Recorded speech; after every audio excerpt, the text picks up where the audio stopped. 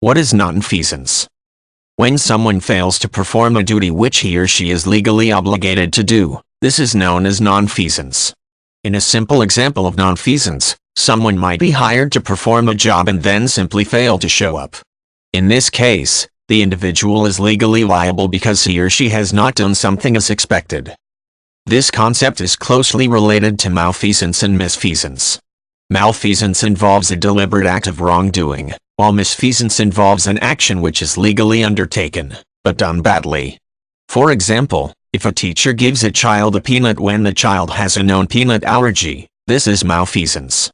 If the same teacher fails to act appropriately during an allergic response, this could be termed misfeasance, while if the teacher failed to stop the child from eating a peanut butter sandwich held by a friend, this would be nonfeasance. People may be legally obligated to perform actions for a variety of reasons.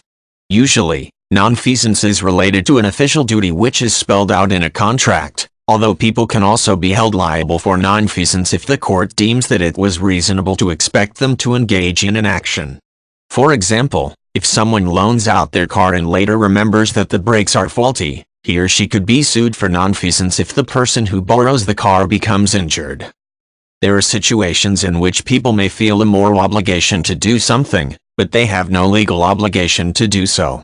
Witnesses to a drowning, for instance, may feel that they should jump into the water to assist the victim because the idea of standing by and watching seems morally repugnant. However, if those witnesses failed to act, they would not get in trouble for nonfeasance, because they have no legal obligation to assist the victim.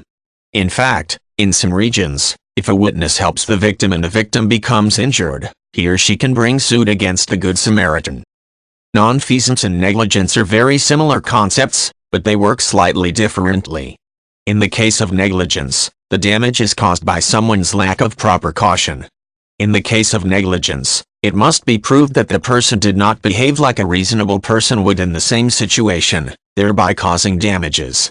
When someone is brought to court for nonfeasance, the party bringing the suit must simply prove that the individual failed to act,